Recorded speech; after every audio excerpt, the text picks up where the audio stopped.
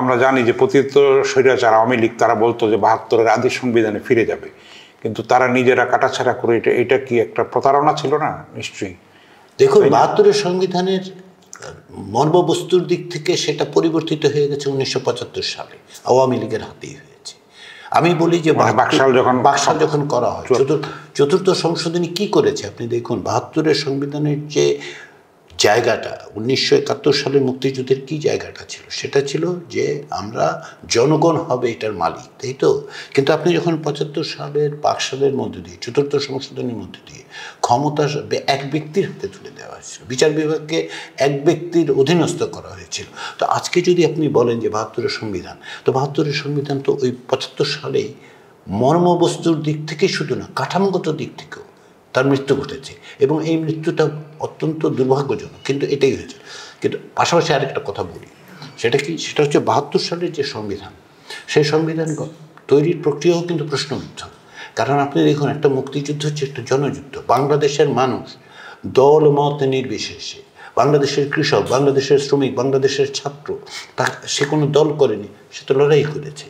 সেই লড়াইয়ের পরে সে যখন সংবিধানটা তৈরি হলো, তার সাথে কোনো রকম কথাবার্তা হলো না, সম্পৃক্তই ছিল না, কোনোভাবে সম্পৃক্ত ছিল না। কারণ হচ্ছে যে আপনি একটি দল, আওয়ামী লীগ সংবিধান প্রণয়ন করলেন, সেখানে মাত্র ৩ জন ব্যক্তি ছিলেন। আপনি যদি খেয়াল করে দেখেন, মাত্র ৩ জন ব্যক্তি ছিলেন যারা আওয়ামী লীগের নয়। তারা মিলে এই সংবিধান করেছেন, এবং সংবিধানে এমন সব বিষয় অন্তর্ভুক্ত হয়েছে যেগুলি মুক্তিযুদ্ধের আগে এমনকি আওয়ামী লীগও বলেনি, যেগুলির জন্য ম্যান্ডেট ছিল না। আপনি দেখুন, ৭৩ সালের সংবিধান তৈরি হলো, তার কি কোনো গণভোট হলো? ৭৩ সালে যে আমরা নির্বাচনের মধ্যে চলে গেলাম, কিন্তু কোনো গণভোট হলো না। মানুষের কথা বলার জায়গাগুলো যে তৈরি করা হয়েছে তা কিন্তু হয়নি। ফলে আপনি ৭২ সালের সংবিধানের কথা বললে এই ত্রুটি, এই বিচ্যুতি এবং পরবর্তী সময়ের আচরণ, অনেকেই, আমি এক পর্যায়ে আমার ব্যক্তিগত অবস্থান থেকে পুনর্লেখনের কথা বলেছিলাম। কমিশনে ৯ জন সদস্য, আমরা সকলে মিলে বিবেচনা করছি সমস্ত কিছু, কিন্তু আমার বক্তব্য হচ্ছে এই যে বাংলাদেশের সংবিধান কিন্তু একাধিকবার পুনর্লিখিত হয়ে গেছে, ক্ষমতাসীনরা সেটা করেছেন তাদের স্বার্থে। আমি বলছি যে আসুন জনগণের স্বার্থে সমস্ত কিছু বিবেচনায় নিয়ে আমরা করতে পারি কিনা দেখি, এবং শেষ পর্যন্ত আমাদের কমিশনের দায়িত্ব কি সুপারিশ করা। দেশ চালাবেন রাজনীতিবিদরা, তারাই আসলে করবেন, কিভাবে করবেন সেটা তাদের পথটা তাদের নির্ধারণ করতে হবে। আপনারা তো এর মধ্যে 25টা রাজনৈতিক দলের সঙ্গে কথা বলেছেন, 3টা রাজনৈতিক জোটের সঙ্গে কথা বলেছেন। নিবন্ধিত সবগুলি দল কি এটার মধ্যে আছে? না, বোধহয় না, তা নেই। আমরা কথা বলেছি মানে তাদের প্রস্তাবগুলি নিয়েছি। এর বাইরেও কিছু কিছু দল আমাদেরকে যোগাযোগ করেছেন, তাদের প্রস্তাবগুলো দিয়েছেন, সেগুলো আমরা বিবেচনা করেছি। একটা ক্রাইটেরিয়া আমরা ব্যবহার করেছি, যেটা নভেম্বর মাসের ৩ তারিখ আমরা সুস্পষ্টভাবে বলেছি, যারা প্রত্যক্ষভাবে জুলাইয়ের গণঅভ্যুত্থানের সময় এই ফ্যাসিবাদী সরকার এবং এই হত্যাকাণ্ডের সঙ্গে যুক্ত ছিল, আমরা তাদের সাথে কথা বলবো না। এটা আমরা সিদ্ধান্ত নিয়েছিলাম। যে সমস্ত ব্যক্তি, সংগঠন গত বছরগুলোতে এই ফ্যাসিবাদী ব্যবস্থা, এই স্বৈরতান্ত্রিক ব্যবস্থা প্রতিষ্ঠার ক্ষেত্রে ভূমিকা রেখেছে, আমরা তাদের সাথে কথা বলবো না। তারা ওই অধিকারটা তারা নিজেরা হারিয়েছে। আমরা বলেছি যে আসলে যারা ফ্যাসিবাদী শাসনকে এবং এই স্বৈরতান্ত্রিক, ব্যক্তিতান্ত্রিক স্বৈরতন্ত্রকে প্রতিষ্ঠার জন্য মানে সহযোগিতা করেছে, তাদেরকে বৈধতা দিয়েছে, কথা বলবো না। ফলে অনেক দল যাদের কাছে আমরা মানে অনুরোধ করি, তারাও দিয়েছেন, এবং আমরা ওই সমস্ত দল বাদ দিয়ে আমরা সকলের কথাবার্তায় বিবেচনা করেছি আর কি। তো নিবন্ধিত দলের যদি আপনি হিসাব করেন, তো নির্বাচন কমিশনের নিবন্ধিত দল, এমন নিবন্ধিত দলও আছে যেগুলোকে নিবন্ধন দেয়া হয়েছিল এই 2024 সালের, অনিয়ম আছে। ফলে ওইটা বিবেচনা করলে হবে না, কারণ ওইখানে এমন সব, আবার আমার অনেক দল আছে যারা ওখানে নেই, কিন্তু প্রাপ্যতা আছে, দেওয়া হয়নি তাদেরকে। দেওয়া হয়নি, প্রাপ্যতা আছে, দেওয়া হয়নি।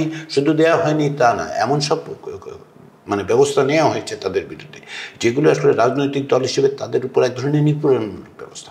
ফলে আমরা যেটা করেছি, আমরা দেখেছি যে বাংলাদেশের রাজনৈতিক যে ল্যান্ডস্কেপ, যে পটভূমি, সেখানে রাজনৈতিক দলগুলো কারা সক্রিয়, কারা এই গণঅভ্যুত্থানের আকাঙ্ক্ষাকে কারা ধারণ করছেন, কারা যুক্ত দেখেছেন, এবং কিভাবে তারা ভূমিকা পালন করে, তাদের সকলের কাছে আমরা গিয়েছি।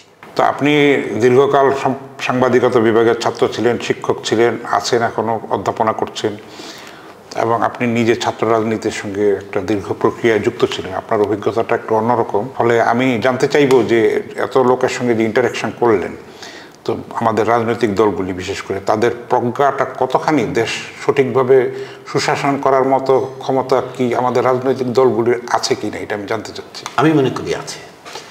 তাদের কি ব্যত্যয় আছে? অবশ্যই আছে। ব্যক্তি হিসেবে তো আমাদেরও ব্যত্যয় আছে, তাই না? আমি আমার কথা বলতে পারি, বহু রকম ব্যত্যয় আছে, প্রত্যেকটা ব্যক্তিরই থাকার কথা। রাজনৈতিক দলগুলোর ক্ষেত্রে যেটা, তাদের সীমাবদ্ধতা আছে, আদর্শিক দিক থেকে তাদের মতো পার্থক্য আছে, কিন্তু তাদের দেশপ্রেম ও আন্তরিকতা প্রশ্নের মধ্যে।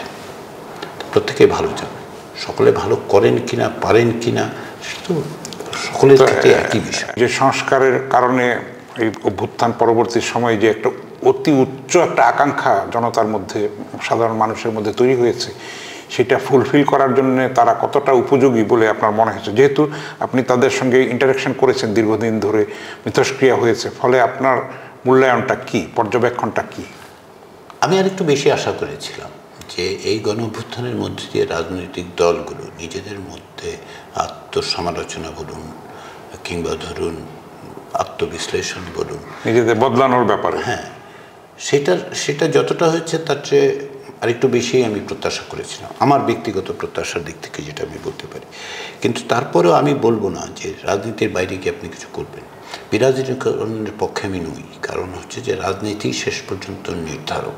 মানুষের প্রতিনিধিত্ব করার বিভিন্ন পথ আছে, তার মধ্যে প্রধান পথটা হচ্ছে রাজনীতি। এবং গণতান্ত্রিক প্রক্রিয়া যদি আমরা প্রতিষ্ঠা করতে চাই, তাহলে রাজনৈতিক দলকে বাদ দিয়ে তো গণতন্ত্র হতে পারে না। এই অন্তর্বর্তী সরকারের আগেও অনেক রাজনৈতিক দল বলেছে, দীর্ঘদিন ধরে প্রক্রিয়ার মধ্যে আছে, বিভিন্ন রকম রাষ্ট্র সংস্কারের প্রস্তাব আমরা দেখেছি। তার মানে হচ্ছে রাজনৈতিক দলগুলো, সামাজিক সংগঠনগুলোর মধ্যে সংস্কারের আকাঙ্ক্ষা আছে, চেষ্টা আছে, নিজেরা বুঝতে পারেন কতটুকু করতে পারবেন। তো এগুলিকে আমি ইতিবাচক হিসেবে দেখি।